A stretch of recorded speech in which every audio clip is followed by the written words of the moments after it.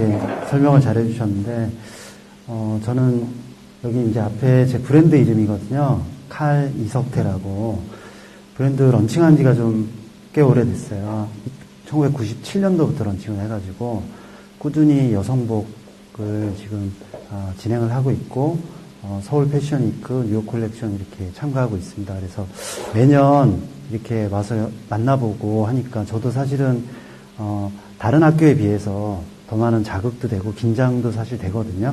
오늘은 이렇게 좀 다른 장소에서 정말 이렇게 갤러리 같은 곳에서 토크 콘서트로 진행이 되니까 저도 더, 마음도 편하고 이렇게, 좋은 말씀 이렇게 나누고 서로 또 질문도 하고 이랬으면 좋겠습니다. 그래서, 제가 오늘은 좀, 콜렉션만 보는 게 아니고, 조금 이제 이렇게 편안한 분위기니까 토크 콘서트처럼 제가 어떻게 디자이너가 됐고, 뭐 이런 거부터 간단하게 이렇게 좀, 설명을 하면서 좀, 시작을 했으면 합니다. 저도 좀 앉아서 하겠습니다. 네.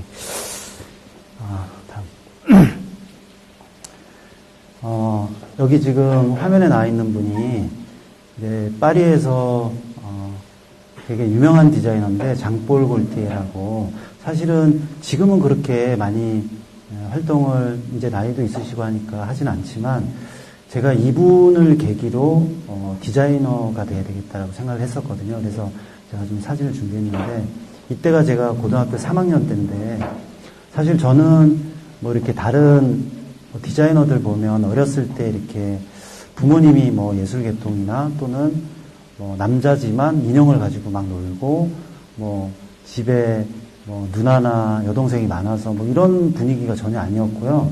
그냥 패션을 잘 몰랐어요. 저는 몰랐고 그냥 남자들이랑 어울려 있었고 동생도 남동생이어가지고 그냥 잘 모르고 있었는데 고등학교 때 어떤 진로 특강 같은 것이 있었는데 선배님이 오셔서 그 남자지만 패션 디자이너 의상 디자인까지 자기가 갔다 그러면서 조금 이렇게 여러 가지 분야에 대한 전문 분야가 나중에는 더 좋을 수 있으니 패션 디자인과도 한번 생각을 해봐라 이런 얘기를 하셔가지고 너무 이렇게 탁 와닿는 거예요. 처음 들어보는 얘기고 과연 남자가 패션 디자이너가 될 수 있을까라는 생각을 그때부터 하면서 이제 잡지도 보고 뭐 이렇게 했는데 그때 당시에 이제 프랑스 파리에서 장볼 골티에라는 디자이너가 되게 뭐 앙팡 테리블 뭐 이런 수식어를 가지고 정말 전위적이고 실험적인 옷들을 막 하면서 유명한 디자이너로서 나왔었거든요. 그래서 그것을 보고 제가 나도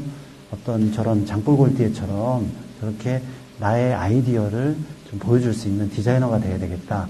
이제 그런 계기가 됐던 사실 디자이너입니다. 그래서 장볼 골티에를 통해서 디자이너가 돼야 되겠다라는 생각을 했었고요. 다음. 제가 학교를 졸업을 하고 이제 의상과를 들어가서 학교를 졸업을 할 때쯤 그때도 뭐 지금도 취업이 좀 어렵지만 그때도 뭐 이렇게 취업이 좀 녹록지가 않았어요. 그래서 저는 여성복을 하고 싶은데 그때 당시 여성복에 취업을 하려면 좀 여자 중에도 이렇게 피팅이 돼야 되고 뭐 이런 조건들이 있었어요. 그러니까 남자가 여성복에 가기에는 정말 좀 힘든 상황이었거든요. 근데 이제 선배들이 저한테 넌 진로가 뭐냐 이래서 저는 여성복 디자이너가 되겠다 이렇게 얘기를 했더니 저한테 막 꿀밤 때리면서 여자들도 이렇게 피팅이 안 되면 들어가기 어렵고 그런데 너는 그냥 남성복이나 뭐 MD 같은 거 해라 이렇게 얘기를 하시더라고요. 근데 저는 이제 그때 좀 열정도 있었고 나는 꼭 여성복 디자이너가 되겠다 이런 생각을 좀 가지고 파리란 곳을 이제 알게 됐죠. 그래서 그때 당시에 이렇게 잡지가 있었는데, 뭐, 멋이라는 잡지가 있었어요. 좀 옛날 잡지인데, 거기에 제가 이제 한국에서 가장 유명했던 디자이너 선생님이 이신우 선생님이라는 분이 계셨는데, 그분이 칼럼을 썼어요. 그래서 그 칼럼을 제가 막 읽는데, 파리가 패션의 어떤 중심지이고, 뭐, 아무리 뉴욕이나 뭐, 런던이 있어도, 파리가 되게 패션의 헤게모니를 가지고 있다. 이런 내용이었어요. 그래서 그렇다면 나는 열정이 있으니 내가 파리 가서 한번 어떻게든 한번 부딪혀보자 이런 생각을 가지고 파리 유학을 좀 결심을 해서 그때 당시에 이제 졸업과 동시에 파리도 제가 이제 좀 공부를 하러 가게 됐습니다. 다음. 그래서 파리에서 이제 공부를 어느 정도 하고요. 한 5, 6년 정도 공부를 마치고, 좀 꿈이 생기더라고요. 또, 어떤 꿈이냐면, 원래도 이제 디자인과에 대한 열망이 있었지만, 공부를 하고 파리에서 보니까 제 속에 이게 자극이 많이 돼서 패션 디자이너가 돼야 되겠다는 꿈이 강렬해지더라고요. 그래서, 아침에 정말 딱 일어나면, 지금 여기 나와 있는 이거를 딱 상상을 했어요. 그래서 저 무대에 내가 이렇게 걸어 나오는 상상, 이거를 이제 하니까 너무 기분이 막 유학생이니까 뭐 잘 못 먹을 때도 있고 뭐 힘들 때도 있지만, 그러니까 기분도 되게 좋아지고 막 내가 마치 디자이너가 된 것 같은 느낌도 들고, 그래서 저 휘날레에서 내가 걸어 나오는 패션 디자이너 이석태, 이거를 계속 사실은 한 1년 정도 상상을 했어요. 이제 그렇게 상상을 하고 한국에 이제 들어오게 됐는데, 정말 신기하게도 제가 1년 동안 그렇게 상상하고 꿈꿔왔던 디자이너의 길이, 한국에 들어오면서, 한 6개월 만에 이제 콜렉션을 하는, 그런 좋은 기회가 오고, 정말 여기 딱 나와 있는 런웨이 무대에서 제가 걸어 나오는, 그런 것이 이제 현실화되는 그런 일이 있었거든요. 그래서 정말 간절히 원하니까 이루어지는구나. 그때 저는 이제 좀 그런 걸 많이 느꼈고, 그러면서 제가 97년도에 콜렉션을 마치고 칼 이석태라는 브랜드를 런칭을 하게 됐습니다. 다음.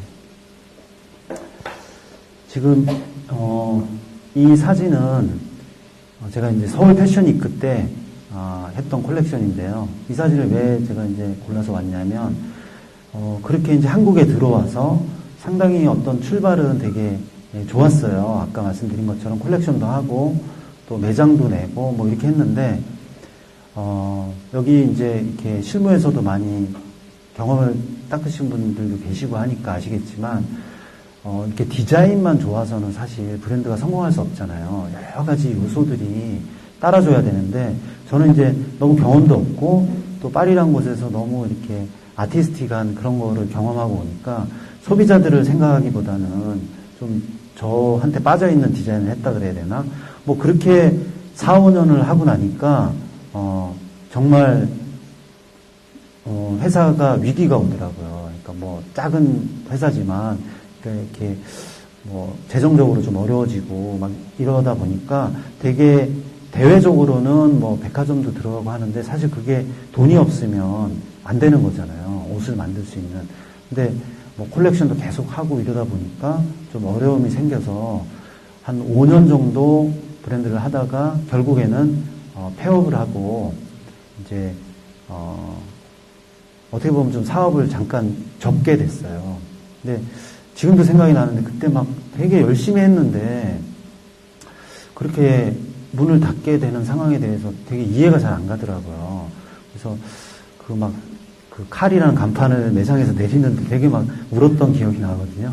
그래서 그런 좀 과정들을 거치면서 제가 회사에 이제 들어가서 또 한 5, 6년 정도 한국에 있는 내셔널 브랜드 뭐 오브제나 또는 뭐 미니멈이나 YK038 뭐 이런 뿌랭땅이나 뭐 이런 회사에서 들어가서 좀 내셔널 브랜드가 가지고 있는 기획력이나 뭐 이런 것들에 대해서 공부할 수 있는 기회가 있었거든요. 그래서 그것을 마치고 다시 이제 한 브랜드를 2009년도에 서울 패션위크를 다시 하면서 어떻게 보면 좀 다시 재기를 한 거죠. 근데 한 5, 6년 쉬었기 때문에 또 예전에 했던 게 이렇게 다 없어졌더라고요. 그래서 어떻게 보면 좀 신인의 마음으로 그렇게 2009년도에 서울 패션위크를 시작을 했는데 2011년도 SS 콜렉션 때 지금 나와 있는 이 사진의 콜렉션 때 제가 서울시에서 지원하는 이제 10명의 디자이너에 선정이 되게 됩니다. 그래서 그것을 계기로 처음으로 이제 해외 비즈니스를 시작하게 됐거든요. 그래서 제가 뭐 파리에서 공부를 했지만 해외는 나가본 적이 없고 한국에서만 막 이렇게 하다가 어떻게 보면 좀 마음속에 되게 한국 시장에 대해서 적응을 못했다는 어떤 루저의 마음 같은 거, 뭐 이렇게 이렇게 좀 난 실력이 좀 부족한 디자이너인가? 이렇게 한국 시장에서 이렇게 인정을 못 받지, 뭐 이런 어떤 좀 패배감 같은 게 많았었거든요. 근데 2011년도 저 마이 스타워즈라는 콜렉션을 준비할 때 막 고민을 하다가 그래 어차피 뭐 이렇게 나는 뭐 이렇게 상업적으로 한국에서 많이 인정을 못 받는다면 그냥 내가 되게 잘하고 좋아하는 걸 하자. 어차피 그렇게 했으니까 시작도 그렇게 했고 장볼 골티에라는 디자이너를 보고 내가 시작을 했으니까 그냥 내가 하고 싶은 거 하자 이렇게 해서 그 스타워즈를 평소에 좋아했는데 뭐 트렌드 이런 것도 안 보고 그 스타워즈에서 오는 어떤 팝적인 요소와 또 이렇게 제가 잘하는 스트럭처럴한 이런 커팅과 이런 것들을 그냥 마음껏 하고 싶은 대로 했어요. 그랬는데 여기서 이 콜렉션이 상당히 해외에서 전시를 나갔는데 반응이 너무 좋아서 그러면서 해외 비즈니스의 길이 열리고 심지어 이제 홍콩이나 이런 데서는 이 콜렉션의 옷을 사려고 제가 처음 나갔는데도 불구하고 그 작은 그 홍콩이라는 곳에서 막 열몇 군데에서 옷을 서로 가져가려고 그래서 결국에는 조이스라는 가장 큰 부틱이 있는데 거기서 이제 익스클루시브를 해서 뭐 이렇게 넣기도 하고 또 파리에 평소에 제가 공부하면서 항상 갔던 렉클레어라는 아주 최고의 그 멀티샵 편집 매장이 있거든요. 근데 저는 학교 다닐 때도 항상 거기 가서 그 유명한 디자인의 옷들을 보면서 막 꿈을 키웠었는데 그 매장에 또 제 옷을 또 사가게 되고 이러면서 제가 상상도 못했던 해외 진출, 세계화, 글로벌화 뭐 이런 게 제 브랜드가 이제 그렇게 이제 가게 되는 계기가 됐던 콜렉션입니다. 그래서 사진을 좀 준비했고요. 다음. 이거는 이제 제가 이제 최근 2015 FW랑 2016 SS 콜렉션을 좀 준비를 했어요. 그래서 뭐 그전에도 제가 콜렉션을 좀 많이 했지만 2015 FW 콜렉션은 제가 처음으로 뉴욕에서 단독 콜렉션을 했거든요. 그래서 그게 작년인데 사실은 뭐 뉴욕에서 이렇게 콜렉션을 한번 하려면 되게 돈이 많이 들어가요. 장소부터 인원도 가야 되고 여러 가지 많이 드는데 제가 저희 바이어 중에 한 분이 이제 후원을 좀 해주셔가지고 그래서 이제 그런 비용도 좀 받아서 뉴욕의 그 패션위크 때 정식 스케줄로 해서 그 뉴욕에 보면 이렇게 이렇게 부둣가 같은 데가 있어요. 그 장소가 되게 멋진 곳인데 그 알렉산더 왕도 거기서 이제 콜렉션을 하고 하는 곳인데 정말 제가 좀 어떻게 보면 좀 많이 꿈꿔왔던 해외 콜렉션을 처음 할 수 있었던 그 콜렉션이 2015년 FW 콜렉션이거든요. 그래서 거기에 대해서 간단하게 좀 한번 소개를 드리려고 준비했습니다. 다음. 갑자기 둘리가 나와서 이제 드렸을 텐데, 그래서 이제 처음 단독 해외 콜렉션이니까 너무 이제 부담이 되더라고요. 과연 뭘 가지고 해야 되나. 스타워즈를 또 할 수는 없고. 그래서 뭘 할까. 그렇다고 이상봉 선생님처럼 한글을 할 수는 없고 이미 다 했기 때문에 그래서 그럼 나는 뭘 할까 이렇게 하다가 갑자기 점심 먹으러 가는데 어떤 분이 뭐 둘리 이렇게 학생이 책가방을 메고 왔나 뭐 이런 걸 봤는데 가만히 생각해 보니까 뭐 마크 제이콥스나 이런 분들은 되게 그 디즈니 만화랑 콜라보레이션을 많이 하잖아요. 그래서 그런 만화들이 미키마우스 뭐 이런 것들이 상당히 세계적인 어떤 하이엔드 패션의 어떤 아이콘처럼 돼 있는데 왜 둘리는 그렇지가 않고 그냥 아동용으로 머물러 있지? 한국 사람도 다 알고 있고 제가 봤을 때는 상당히 만화도 재밌었고 저 캐릭터가 좋은 캐릭터 같은데 그래서 이제 김수정 작가님한테 메일을 보냈어요. 그래서 둘리를 조금 칼 이석태만의 색깔로 녹여서 한번 뉴욕 콜렉션을 해보고 싶습니다. 그랬더니 콜렉션을 한번 보고 결정을 해주겠다고 보시더니 안 되겠다는 거예요. 너무 당황스럽더라고요. 그래서 왜 안 되냐 그랬더니 제 콜렉션이 약간은 좀 아방가르드한 부분이 좀 많이 있어요. 그러니까 그분이 보시기에는 둘리라는 거는 상당히 아동용이고 귀엽고 또 이렇게 그런 건데 갑자기 아방가르드하고 막 실험적인 약간 이런 느낌이 본인이 생각했을 땐 전혀 매칭이 안 되는 거죠. 근데 저는 오히려 그게 저의 포인트였거든요. 그래서 그렇게 귀엽고 상반된 이미지가 녹여냈을 때 새로운 게 나올 수 있지 않을까 해서 이제 했던 건데 그분이 안 된다 그래서 계속 연락을 드렸어요. 작가님한테.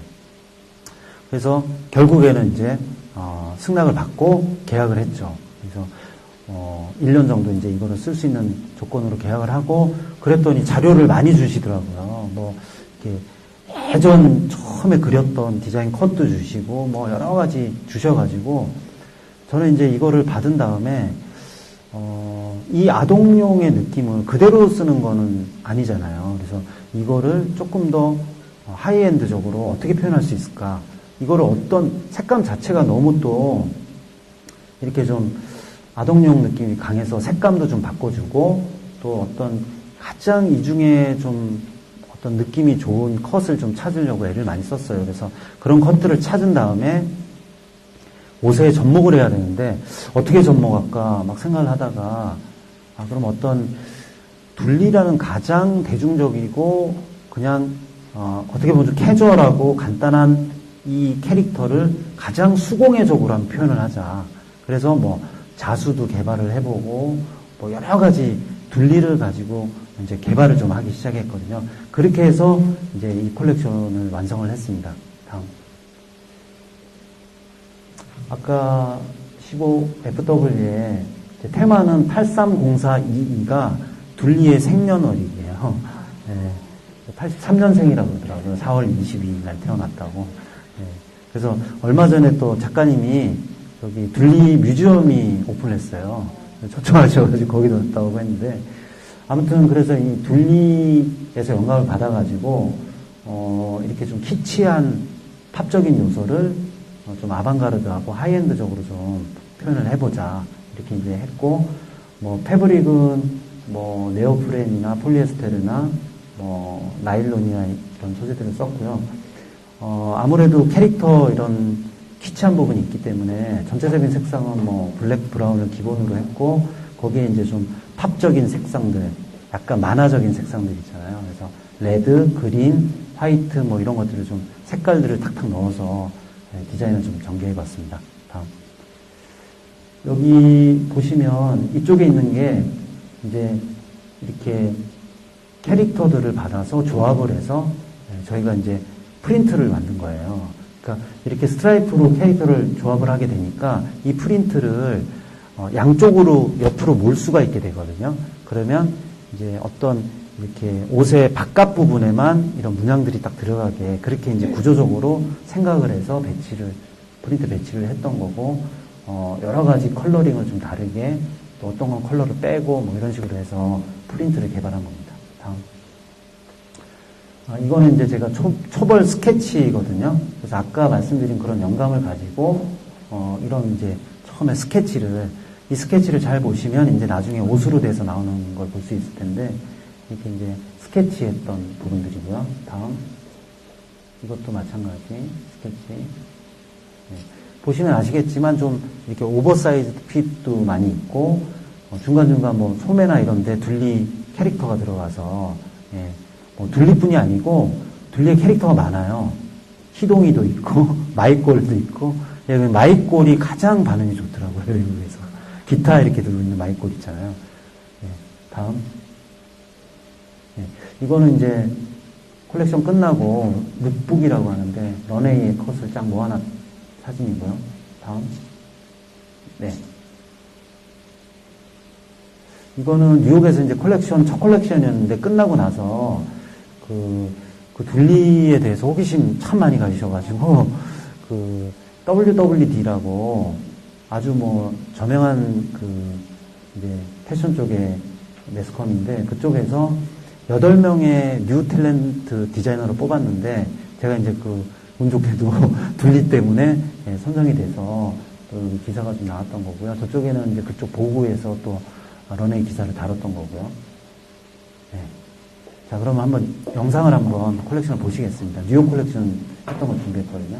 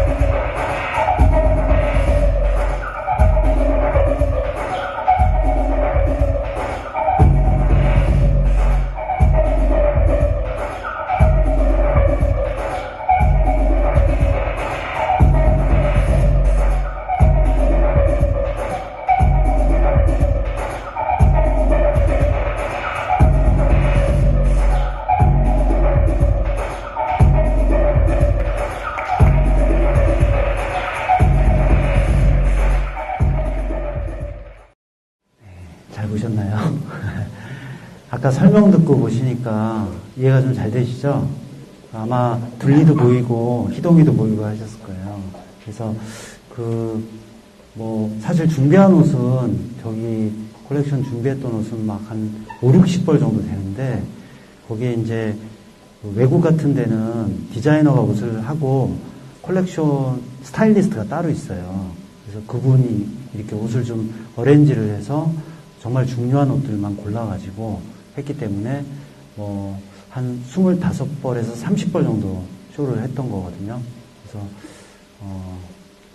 나름대로 둘리를 좀 세계화 시켜보려고 좀 이렇게 수공예적으로 좀 하이엔드적으로 그렇게 표현을 했던 콜렉션이었고요. 그래서 잘 보셨죠?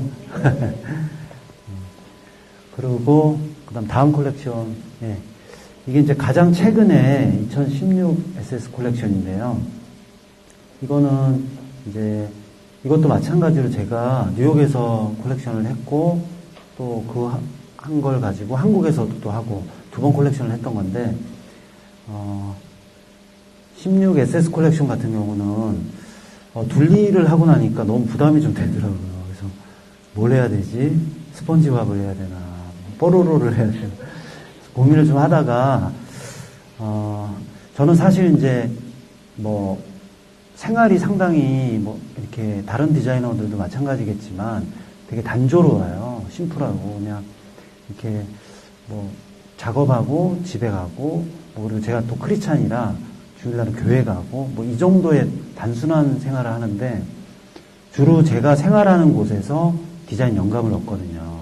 그러니까 이렇게 여행을 자주 간다던가 그렇게 해서 얻는 사람도 있지만 저는 그냥 제가 있는 생활 속에서 예를 들어서 길을 가다가 어떤 분이 되게 스타일링을 잘하고 하면 그게 또 영감이 될 수도 있고 아니면 교회 가서도 성경 속에서도 영감을 받고 이런 식인데 16SS는 제가 이제 어떤 성경에 나와 있는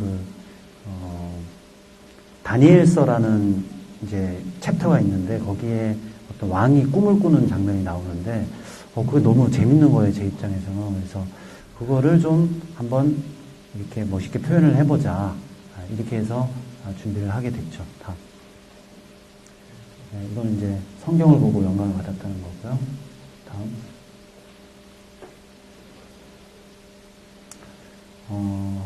아까 말씀드린 것처럼 다니엘서 2장에 왕의 꿈에서 이제 영감을 받아서 그 꿈이 어떤 내용이냐면 이렇게 어떤 왕이 꿈에서 어떤 신상을 봐요. 근데 머리는 골드고 이렇게 실버, 황금, 동, 쇠 이런 것들이 섞여 있는 신상을 보거든요.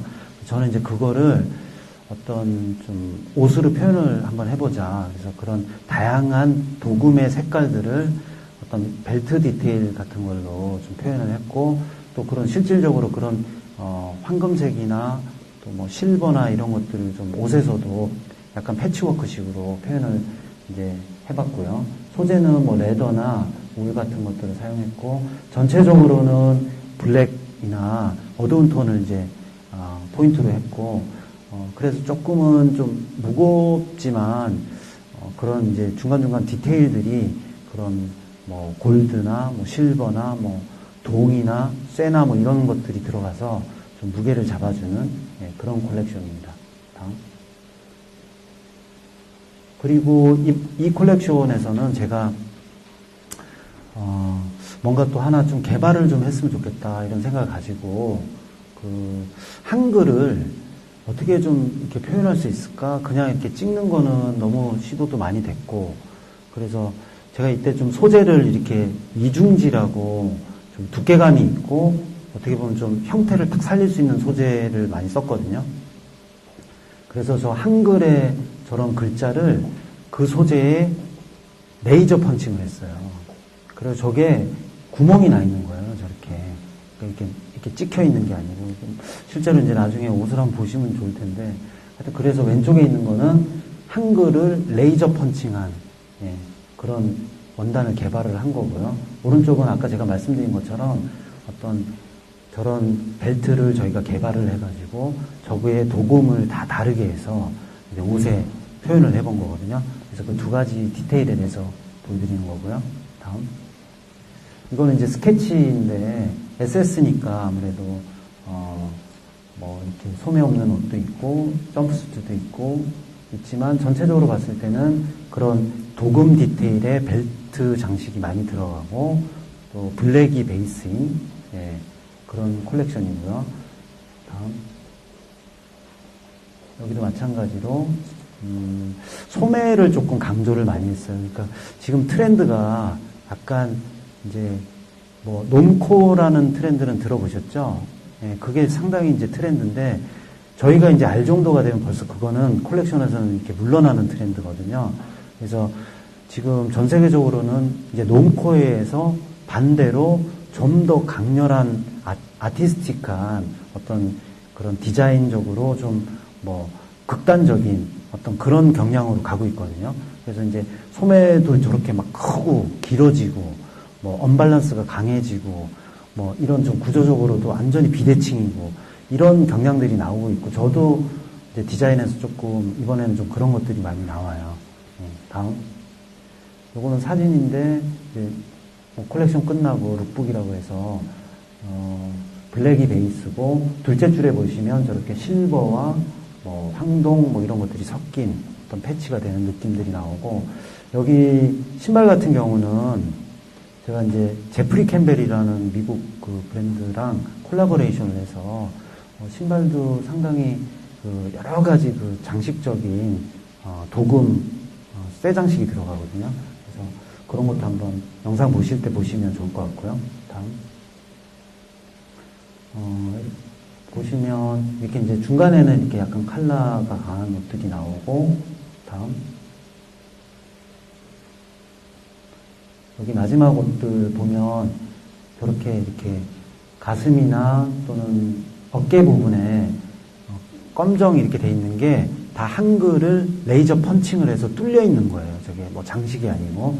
그래서 그런 부분들을 또 바이어들이 되게 독특하게 봐주시더라고요. 그래서 그런 소재 개발에 조금 이번에 신경을 좀 많이 쓴 콜렉션입니다. 그래서 이 콜렉션도 한번 영상으로 감상해 보시겠습니다.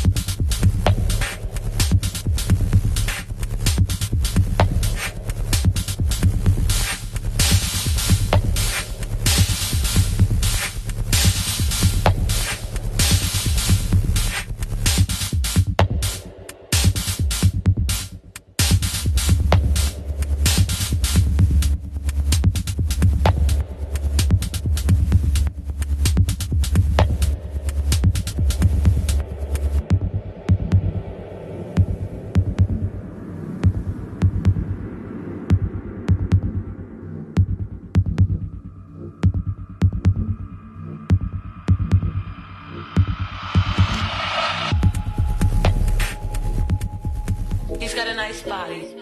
He's wearing velvet pants. He's got a nice body. He's wearing velvet pants. He's got a nice body. He's wearing velvet pants. He's got a nice body. He's wearing velvet pants. He's got a nice body. He's wearing velvet pants.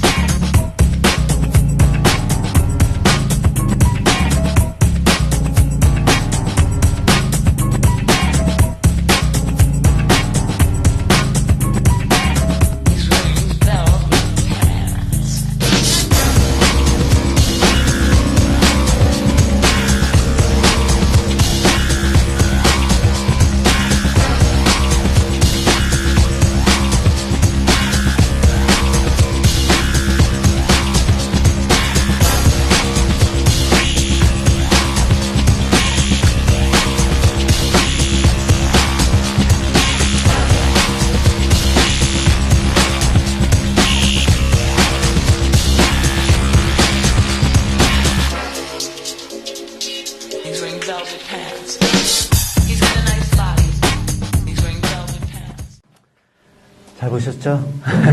그래서 아까 말씀드린 대로 16SS 컬렉션 아마 한 달 지났나? 한 두 달 정도 되는 것 같은데, 그래서 여기 컬렉션 끝나고 이제 바이어들 미팅해서 지금 이제 옷을 생산하고 있거든요. 그래서 아마 내년 초쯤에는 이제 뭐 홍콩이나 이런데 저희 옷이 이제 팔릴 것 같고요. 그래서 다음 장면. 저는 제가 이제 어떻게 디자이너가 됐는지 아까 이제 말씀을 드렸는데, 어떻게 보면 좀 그런 어떤, 장볼 골디에라는 만난 적은 없지만, 멘토를 통해서 또는, 제가 이제 대학 특강의 선배를 통해서 어떤 그런 얘기들을 듣고 저의 어떤, 꿈을 키운 거잖아요. 그래서 그 꿈을 향해서 사실은, 계속 이렇게 이제 가고 있는 중인데, 뭐 이렇게 멋진 모습들만 사실 보여드리고 이게 컬렉션이 막 너무 화려하잖아요. 근데 저 안에서 저걸 준비하는 과정은 상당한 노력과 어떤 끈기가 있어야 되는 과정이거든요. 그리고 뭐 옷만 디자인을 하는 게 아니고 저렇게 신발부터 또 뭐 음악이랄지 연출이랄지 모델을 선정하고 뭐 이런 부분들이 상당히 어떨 때는 지치고 힘들 때도 있지만 저 자신도 그럴 때마다 어떤 제가 처음에 꿈꿨던 그런 디자이너로서의 어떤 꿈, 처음에 생각 뭐 이런 걸 가지고 계속 지금까지 이렇게 하고 있고요. 그 다음에 뭐 아주 개인적인 생각이지만 제가 생각하는 어떤 디자이너란 좀 더 상상을 많이 해서 새로운 것들을 많이 이렇게 표현할 수 있는 거. 그런 부분들이 중요할 거라고 생각을 하거든요. 그래서 그러려면 아이디어가 있어야 되잖아요. 근데 아이디어는 뭐 어디를 아까 말씀드린 것처럼 막 특별한 무슨 상황 속에서 나오는 것이 아니고 항상 관심과 관찰과 꿈이 있다면 일상생활 속에서도 충분히 그런 어떤 영감들을 받을 수 있다고 보거든요. 저는 뭐 종교가 크리스찬이라 그럼 뭐 교회에서도 받은 거지만 뭐 계속 교회 가서 영감을 받은 건 아니지만 여러 가지 방면, 둘리랄지 TV를 보면서 영화를 보면서 자신의 생활 속에서 저는 좀 그런 어떤 연습이 되면 좋을 것 같다는 생각이 들거든요. 그래서 뭐 학교를 떠났을 때도 항상 패션에 대한 어떤 생각과 또 디자인에 대한 생각을 가지고 있으면 좋은 영감이 자기한테 올 거라고 보고 있습니다. 그래서 남과는 다른 나만의 방식을 일상생활 속에서 이렇게 인스피레이션 받아서 그게 꼭 디자인 분야가 아니더라도 사실은 뭐 창조 경영이란 말도 있듯이 창조적인 거, 새로운 거에 대한 가치는 상당히 크다고 보거든요. 그리고 현대사회가 이렇게 선진사회로 가면 더욱더 그런 것들이 중요할 것 같고, 그래서 여기 제 컬렉션도 보고 많이 부족하지만 저의 얘기를 들으면서 그런 부분들에 대해서 한번 생각을 해보시고 앞으로도 그런 걸 좀 생각하시면서 좀 더 좋은 패션계에 여러 가지 그런 역할을 하시는 여러분들이 됐으면 좋겠습니다. 감사합니다.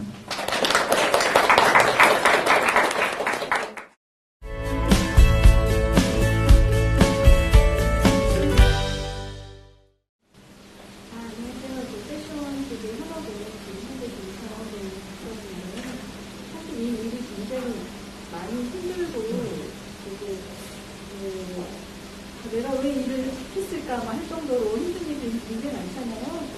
그래서 이 패션을 선택하는 것에 대해서 후회하신 적은 어떤지 궁금하고 또 그 슬럼프를 어떻게 극복하셨는지 궁금합니다. 네, 너무 좋은 질문이시고 또 현역에 계시니까 나올 수 있는 질문 같거든요.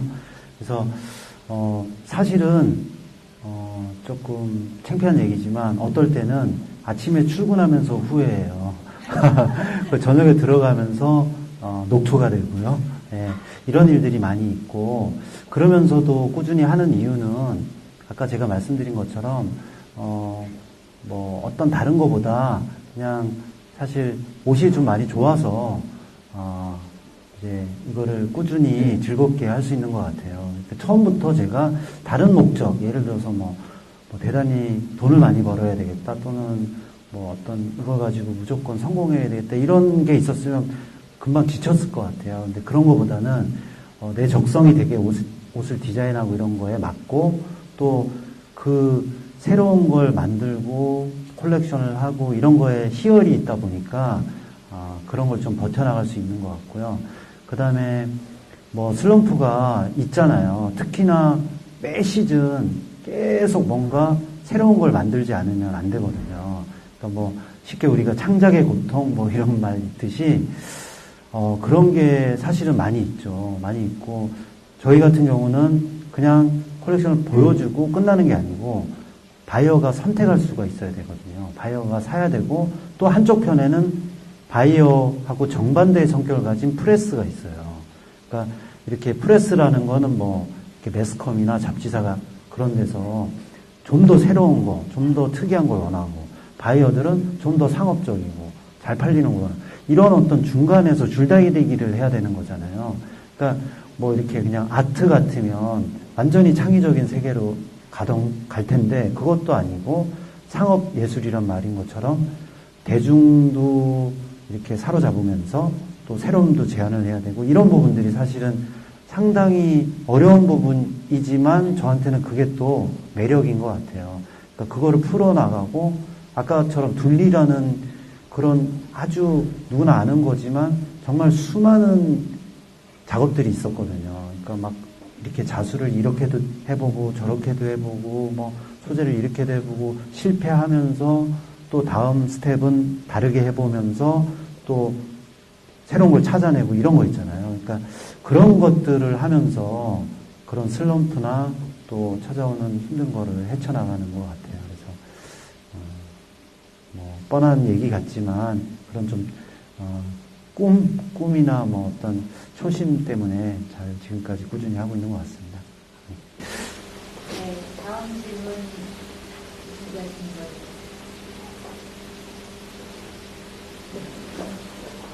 들어오기 앞두고 이제 준비했었거든요. 네네.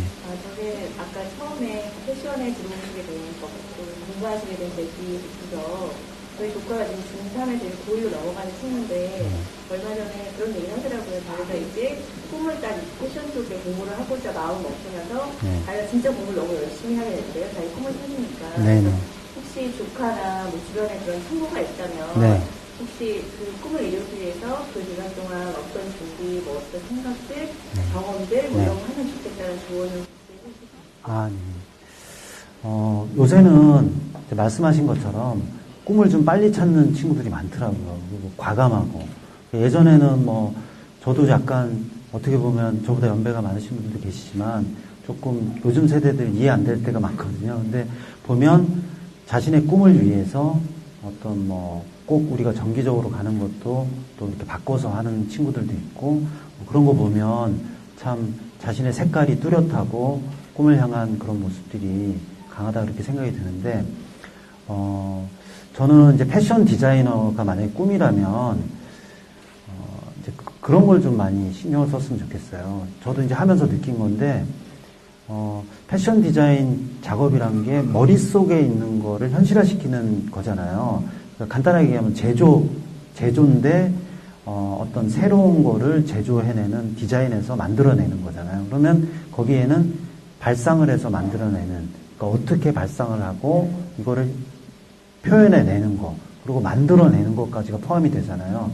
그럼 그런 과정들에 있어서, 뭐 학교에서도 이제 뭐 가르치기도 하고 하겠지만, 좀 더 관찰력을 가지고, 봤으면 좋겠어요. 예를 들어서, 제가 이제 어떤 다른 학교에도 이렇게 졸업작품이나 뭐 이런 거로 크리틱을 이제 종종 나갈 때가 있는데, 보면, 그렇게 3년, 4년을 해도, 아직도 뭐 예를 들어서 뭐 자켓의 소재가 뭔지를 잘 모르고, 또 뭐 도식화를 잘 못 그리고, 뭐 이런 거 있잖아요. 뭐 어떤 셔츠의 형태가 어떻게 됐는지, 뭐 배우긴 열심히 배워서 막 외워서 막 하기는 하지만 그런 걸 잘 모르는 학생들이 너무나 많아요. 그러니까 소재 해오라 그러면 막 그냥 멘붕에 빠져가지고 이렇게 정신을 못 차리고 이러는데, 그런 게 뭐냐면, 너무 이 패션 디자인이란 거에 대한 피상적인 생각이 있는 것 같아요. 그러니까 이게 바로 현실이잖아요. 내 옆에만 봐도 우리 가족이 옷을 입고 있고 생활을 하면서 입는 건데, 디자인은 생활과 별개다 이렇게 생각을 하는 순간 이게 동떨어지는 것 같아요. 그래서 아무리 그런 생각으로 뭐 10년, 20년을 해도 좀 현실과는 별개의 것이 나올 수 있는 확률이 많고, 저도 제가 아까 파리에서 한국에 와서 한 4, 5년 하다가 접었다고 드렸잖아요, 말씀을. 그런 것도 바로 현실을 좀 정확히 이렇게 보지를 못했기 때문이라고 보거든요. 그래서 그렇게 꿈을 가졌으면 과연 지금 내 옆에 사람들이 어떤 옷을 입고 있고, 그 다음에 저 옷은 어떻게 생겼고 소재는 뭐고, 이거부터 공부를 하는 게 좋을 것 같아요. 그러니까 막 좋은 대학을 가고 뭐 세인트 마틴을 가고 뭐 이런 것도 중요하지만, 그래서 실생활에서 과연 자켓의 카라의 형태는 뭐고, 소재는 뭐고, 안에는 어떻게 처리를 했고, 요즘 길거리를 나가면 사람들은 어떻게 입고 다니고 있고, 뭐 이런 거 있잖아요. 그러니까 디자이너가 난 참 메리트가 있었던 게, 뭐 이렇게 정치를 하는 사람도 아니고 뭐도 아니지만, 현재가 돌아가는 걸 알지 못하면 좋은 디자인을 할 수가 없어요. 그러니까 결국은 이렇게 공유하는 게 있어야 되고 소통하는 게 있어야 되잖아요. 그러니까 지금 대중들이 뭘 원하고 있는지를 알아야 되거든요.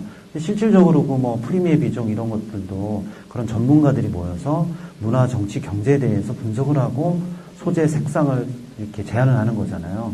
그런 것처럼 디자이너가 혼자 골방에 작업을 하더라도 항상 열려있는 마음이 있는 것처럼, 디자인계에 입문하는 사람도 뭐 어린 학생이든 나이가 많은 분이든 그런, 너무 이 디자인은 동떨어져 있다는 세계라는 생각보다는 딱 현실이다라는 생각을 가지고, 그 현실이라는 생각을 가지고 관찰을 하고 뭐 그림을 그린다던가 스케치를 해본다던가 이렇게 시작을 하면 그 친구는 상당히 무서운 속도로 발전할 수 있는 가능성이 있다고 보거든요.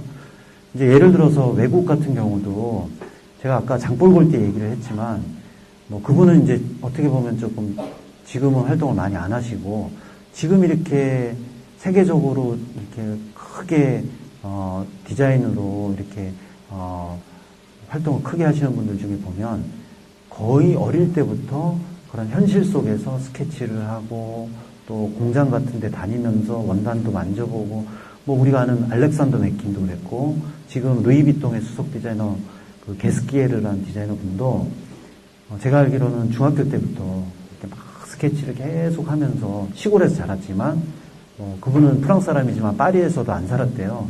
시골에 살면서도 어떤 그런 바로 옆에 있는 것들에 대해서, 그 얼마 전에 또 디오렌 아이라는 영화 개봉했었잖아요. 그 라프 시몬즈라는 벨기에 디자이너가 크리스찬 디올의 수석 디자이너가 돼서 그런 이제 컬렉션을 준비하는 과정에 대한 영화인데, 그 라프 시몬즈라는 디자이너도 벨기에의 어떤 그 수도가 아니고 아주 그 시골에 정말 이렇게 말이 뛰어다니고 이런 데서 주위에 신촌들이 입고 다니는 항공 점퍼를 보면서 또 아이디어를 얻고 뭐 그런 것들이 이분이 나왔을 때 캐주얼한 의상들이 나올 수 있는 어떤 원천이 되는 거거든요. 그래서 너무 이렇게 거창한 그런 것보다는 현실에서 관찰하고 조금씩 하면서 스케치를 해보는 거, 그런 것들이 제가 꼭 권해드리고 싶은 것 같아요. 네. 네. 네네. 항상 패션은 예술과 과학의 공간 전문적으로 네. 요즘에는 원단을 개발을 하고 소재 개발을 하는 사람들이에요. 네네. 국내에서 소재 개발을 하고 할 때 국내에서의 그 환경적인 한계라든지 많이 해보시면서 느꼈던 와우라든지 이런 것들 간단하게 말씀하실 수 있습니다. 네. 여기는 현역에 계신 분들이 많아서 사실 좀 많이 긴장이 되고, 저보다도 훨씬 많이 아실 것 같아서, 대답을 하기가 사실 좀 많이 조심스럽지만, 저는 그냥 제 디자이너로서 현역에서 느끼는 부분들을 이제 말씀드리는 건데, 원단 개발은 사실 제가 이렇게 직조를 하고, 이렇게 위사 경사를 어떻게, 이런 개념보다는 저는 이제 뭔가 좀 새로운 것들을 텍스처나 프린트나 이런 쪽으로 개발을 많이 하는 거거든요. 근데 이제 콜렉션을 이제 하다가 보니까 아무래도 경쟁력이 있어야 되잖아요. 그러니까 그러려면 아까 어떤 컨셉, 정해진 컨셉에서 거기에 가장 적합한 소재가 뭘까, 프린트가 뭘까, 이런 게 이제 저한테는 포인트거든요. 근데 사실은 이렇게 저희 나라가 어떤 뭔가를 옷을 만들 때도 그렇고 원단을 개발할 때도 그렇고 사실은 좀 이렇게 새로운 시도에 대해서 많이 꺼려하는 부분들이 많이 있어요. 그래서 제가 이제 기억나는데, 제가 지금은 그런 경우가 없지만 한 7, 8년 전에 콜렉션 할 때 뭔가 소재를 개발하고 싶었는데 해주는 데가 없는 거예요. 그래서 저희가 이제 컨버터도 있지만 여기 동대문 시장도 있고 광장 시장도 있고 많잖아요. 그런 데도 가보고 또 원단에서 전화를 해보고 했지만 거절을 많이 당했고, 근데 그럴 경우에는 저는 잘 포기를 안 해요. 좀 어떻게든 제가 이제 그런 거에 상당히 메리트 좀 이런 그런 걸 가지고 있는 것 같아요. 그러니까 어떻게든 이거 한번 해보자, 만들어 보자, 해내보자. 아까 그 둘리도 안 된다 그랬을 때 오기가 딱 생기더라고요. 그래서 작가님한테 계속 메일 보내고 이래서 결국에 이제 받아낸 것처럼 원단 개발도 약간 그런 식으로 좀 많이 하거든요. 그래서 좀 이번에 그 한글 아까 보여드린 거 그것도 처음에 딱 가져갔을 때 되게 이건 어렵다. 너무 글자의 모티브를 레이저로 찍는 거는 처음이고, 그래서 막 실패도 많이 하고 했는데, 그러면서 실패를 했지만 100%는 아니지만 거의 80%의 어떤 느낌이 나왔을 때 그거를 한번 하고 또 다음에 그거를 또 업그레이드 시키면 100%에 가까워지는 그런 경험들을 많이 했기 때문에 좀 원단도 디자이너 입장에서는 좀 그런 식으로 좀 개발을 접근을 많이 하고 있습니다. 네. 대답이 됐나요? 감사합니다. 안녕하세요. 저는 미술 관련 쪽에 근무하고 있는 갤러리스트 정선입니다. 관심있어서 답변했고요. 네네. 2년대 우리나라에서 대표적인 디자이너시고 스트레스 부대에서도 인정받고 계시는데 네네. 과연 그러면 우리나라 패션 이상이 세계 쪽에서는 어느 정도 위치에 있는지 궁금합니다. 네. 너무 좋은 질문인데요. 다들 그냥 너무 좋은 질문을 주셔서. 저는 이제 97년도에 런칭을 해서, 제가 아까 이제 초반에 말씀드렸듯이, 파리가 패션의 중심지여서 파리를 갔다고 제가 말씀을 드렸던 것 같거든요. 근데 그때 당시는 제가 파리에서 공부하고, 했을 때는 한국이란 나라에 대한 존재 자체가 없었어요. 그래서, 여기 디지털 대학의 교수님도 저랑 이제 같은 학교 다니셨는데, 예, 정말 좀 알게 모르게 무시도 많이 하고, TV를 틀었을 때, 아시아 하면 가장 멋있는 이미지의 나라는 일본. 일본은 무조건 그들이 동경하는 나라. 막 일본식 정원, 뭐 이렇게 일본 라면, 스시, 너무 얘네들은 이국적으로 느끼면서 일본을 제외한 뭐 한국이나 베트남이나 필리핀이나 너무 똑같이 보는 거예요. 그러니까 뭐 한국, 제가 이제 그래서 학교 졸업하고 어디를 취업을 했는데 거기에서 디자이너들이 저한테 너 어디서 왔냐 그래서 한국에서 왔다 그랬더니 한국이 어디냐 그러더라고요. 그래서 일본 옆에 있다 그랬더니 아, 일본은 안다. 그러면서 아, 그러면 너희도 어린 애들을 이렇게 공장에서 데리고 가서 막 때리면서 벽돌 나르고 그러지? 이렇게 그 정도의 이미지였던 것 같아요. 그때가 90년대인데. 근데 이제 2000년대잖아요. 제가 이제 파리를 출장을 가보면 벌써 공항에서부터 프랑스 사람들이 한국말을 하더라고요. 어서 오세요, 반갑습니다 이러면서. 그리고 이 패션계가 되게 저 나름대로 분석했을 때는 흐름이 있어요. 그러니까 처음에 이제 콜렉션이란 말, 디자이너란 말이 영국에서 시작이 됐잖아요. 그러니까 뭐 찰스 프레드릭 워드라는 사람이 왕실의 재단사였는데 이분이 어떤 본인의 이제 생각을 좀 표현하고 싶어서 고민을 하던 차에 파리로 건너가서 모델이란 최초의 모델이겠죠. 사람한테 입혀가지고 이제 발표하는 게 콜렉션이 된 거거든요. 그러면 그래서 이제 파리가 패션의 본고장이 됐는데 원래 한 군데에 머물러 있지 않잖아요. 패션은 항상 새로운 걸 추구하고 도는 거기 때문에 그래서 파리의 하청 업체였던 나라가 이태리였거든요. 이태리에 공장이 많고 파리는 만드는 걸 전부 이태리로 디자인만 하고 넘겼단 말이죠. 근데 이제 이 이태리가 급성장을 해서 파리의 패션 영향력이 이태리로 간 거죠. 그래서 밀라노나 로마나 뭐 이런 데서 상당히 어떤 디자인적인 혁신을 이룩하다가 이게 다시 실용적이고 합리적인 것으로 가면서 뉴욕이 뜨기 시작한 거죠. 그래서 뉴욕 콜렉션이 뜨고 뉴욕의 수많은 디자이너들이 DK9이나 뭐 이런 분들이 막 이렇게 하다가 제가 아까 말씀드린 것처럼 계속 움직이는 거거든요. 새로운 것은. 그래서 간 것이 이제 일본 디자이너들이 나오기 시작한 거예요. 요지 야마모토나 꼬무데 약속이나 이런 분들이 유럽에서는 보지도 못했던 새로운 어떤 아방가르드라는 인체를 무시한 디자인, 뭐 이런 것들을 들고 나와서 추상적인 디자인. 그래서 센세이션을 일으키면서 정말 지금도 레이가하고 그 꼬무데 약속의 디자이너는 정말 패션계의 데모라고 하잖아요. 그러니까 그런 분들이 나오면서 일본 패션이 정말로 올라갔어요. 80년대에. 그러다가 이게 이제 어느 선에서는 올라가다 보니까 다른 것들을 찾게 된 거죠. 그 찾은 나라가 바로 벨기에예요. 그래서 벨기에 엔트워프 5인방이라고 해서 뭐 거기에는 마틴 마지엘라, 뭐 드리스 반 노튼, 딕 비켄버그 뭐 이렇게 5명 정도의 디자이너들이 다 세계적으로 나오면서 밀라노의 실용성과 파리의 아티스틱한 걸 적절히 조합해서 약간 상업적이지만 또 소프트한 아방가르드라는 이런 단어를 내면서 정말 각광을 받았거든요. 그래서 벨기에 디자이너들이 상당히 올라가다가 이제 대안이 없는 거죠. 그렇다고 중국이 될 수는 없고 중국이 물론 경제도 성장하고 하고 있지만 아직은 공산국가였고 그런 아트는 발전을 했을지 모르겠지만 패션이란 부분에서 상당히 많이 뒤처져 있잖아요.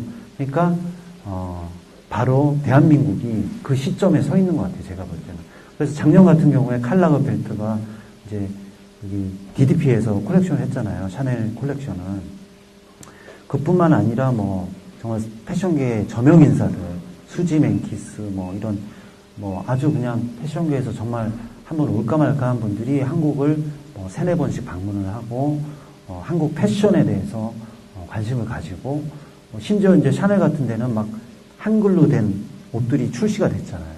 프린트가 돼서 뭐 그러기도 하고 그러면서 한국 패션을 바라보는 세계의 이목이 지금 집중이 돼 있다고 저는 생각을 해요. 그래서 지금 패션을 하는 모든 사람들은 좀 해외로 이렇게 눈을 돌리고 그런 어떤 해외가 지금 되게 뭐 K-팝도 있고, 뭐 K-문화도 있고 있지만 K-패션도 상당히 주목을 하고 있다. 저는 그렇게 보고 있습니다. 네. 네, 그래서 IT 업계에 종사하고 있는 김희수라고 합니다. 네. 이태석에게 옷이란 이석태입니다. 옷이란, 제가 이제 학교 다닐 때는 옷이란 뭐 추위로부터 막아주고 이런 1차원적 기능이 있고 2차원적 기능은 뭐 우리가 중세시대 때 계급을 상징하고 뭐 이제 나중에 되면서 옷이 사실 명품을 입었냐 안 입었냐에 따라서 부와 이런 빈부의 격차를 나타내주는 요소가 되고 뭐 이렇게 됐잖아요. 근데 저한테 패션 디자이너로서 옷이란 상상력을 발휘하는 놀이터 같은 그런 거 뭐 쉽게 얘기하자면 그래서 저는 아까도 얘기했지만 상상하는 걸 참 좋아하거든요. 그래서 어떻게 보면 한국 시장에서 제가 참 많이 어려움을 겪었는데 근데 그거를 꾸준히 하다 보니까 또 해외에서 또 기회들이 열리고 하는 것을 보면서 자신만이 가지고 있는 그런 장점인 거잖아요. 그러니까 그런 옷으로 저의 상상력을 표현하는 거. 그래서 옷은 저한테는 상상력의 놀이터다. 뭐 그렇게 간단하게 표현할 수 있겠습니다. 네. 시간이 다 돼서 이쯤에서 마무리되시면 좋을 것 같고요. 마지막으로 제가 딱 하나만 짧은 드릴게요. 네. 그 패션을 하는데 여기 이제 창업을 하려는 분들도 많아서 질문을 드리는데 디자인과 경영에서 어떤 부분이 더 성공하는데 더 중요한가? 사실 저는 이제 디자이너니까 디자인은 나름대로 되게 뭐 잘한다기보다 잘할 수 있을 거라는 생각을 가지고 있는데 경영이나 마케팅이나 뭐 이런 것들은 사실 저는 많이 부족하거든요. 근데 어떤 창업을 했을 때 아까 저도 이제 제가 97년도에 런칭을 해서 그때 한 4, 5년 하다가 폐업을 하게 된 가장 결정적인 원인이 디자인 한 곳에만 너무 집중했기 때문이었거든요. 그래서 패션은 어떻게 됐던 산업이잖아요. 사업이고.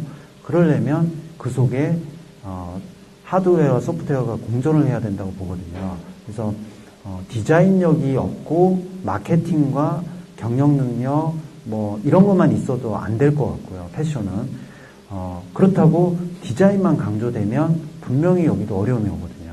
그래서 뭐 쉬운 답 같지만 그 두 개의 밸런스를 맞춰야 되고 한 사람이 그게 안 된다면 분업화해서 한 사람은 디자인을 하고 창업할 때 한 사람은 뭐 경영을 한다든가 이렇게 완전히 분리가 돼서 가면 훨씬 더 창업을 해서 생존을 먼저 해야 되잖아요. 그래서 생존할 수 있는 노하우가 되지 않을까 그렇게 생각을 합니다. 네. 감사합니다. 의 흑방은 늘 우리에게 새로운 발상, 아이디어와 또 패션에 대한 자신감 그리고 설렘까지 주시는 것 같습니다. 오늘 유익한 시간 너무 감사드립니다. 너무 감사합니다. 그래서